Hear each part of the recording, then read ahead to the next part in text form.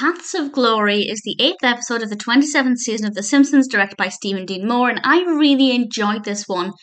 We have two narratives, one focusing on Lisa that I really liked, and I was thinking, okay, this is getting off to a really great start. And then Bart's main narrative came in, and I adored it. This is probably one of the strongest episodes for me, by which I mean the narratives speak to things that I like directly. And Lisa's story, first of all, is revolving around a character called Amelia Vanderbuckle, who is a forgotten scientist who was once upon a time sent to live in an asylum in Springfield. Lisa is determined to uncover the truth about her as an inventor and prove that she was actually a genius and get some support for female scientists.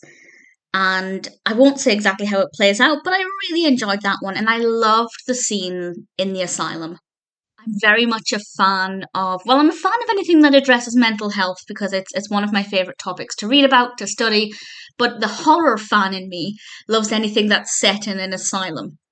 So it just spoke to me so much, and then obviously the feminism aspect and the suffragette aspect that was briefly touched upon, absolutely love that. So I thoroughly enjoyed that part of the narrative. And then Bart's aspect further looked at mental health. And Marge and Homer begin to fear that he's a sociopath. That's not I'm not laughing at that. I'm laughing at the quote. I wrote down one quote that I absolutely loved because it took me by surprise. Bart was reading from a diary he found in the asylum. And he's reading it to some of the other kids, including Ralph Wiggum. And when Chief Wiggum comes along to take Ralph to tap dancing class, love Chief Wiggum's outfit. Ralph, Bart and everybody else runs away, drops the diary, and Ralph says that Bart was reading from his diary and it made him so scared that, and I quote, sour juice came out of my front tail. It's just so brilliant. Ralph has just some of the best ways of explaining things. It just amuses me so much. But Chief Wiggum picks up this diary and mistakes it for Bart's diary. And some of the things in this diary are quite shocking, and he gives it to Marge, basically says, your son's a sociopath, now I'm going to go off to tap class.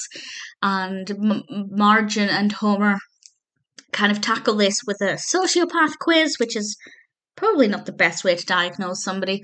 And I don't want to say what happens with the rest of that narrative, but I really enjoyed it.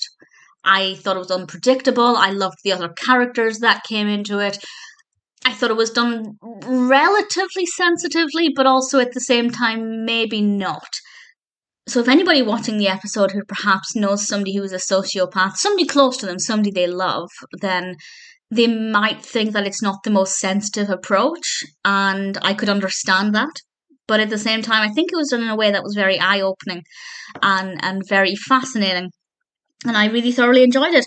Loved Bart's story, loved Lisa's story. I loved the way they both developed. I love ultimately how they both ended up. There was one thing that annoyed me, and it's such a tiny thing to get annoyed about, but it's a spoiler, so I'll discuss it in a moment. But everything about this episode worked for me. I absolutely adored it, and the final scene is just one of the best scenes ever. So I guess I'll give a spoiler and I'll discuss what the final scene was and why it both annoyed me and why I adored it. So spoiler from now, at the end of the episode, there is a way that Bart reveals he's not a sociopath, which I thought was actually pretty clever. Maybe not morally sound, but still clever.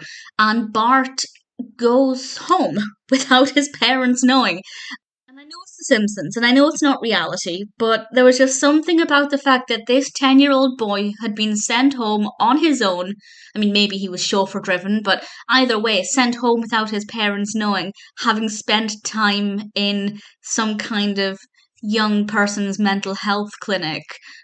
It was just ridiculous, and I know it's such a tiny thing and I shouldn't get annoyed by it, but then when all the family were gathering together and celebrating all of the things they'd done that day, and Maggie was sucking on a strawberry, and it was beautiful. It was a really beautiful moment and a really wonderful way to end what I consider to be a pretty awesome episode. I really thoroughly enjoyed this one.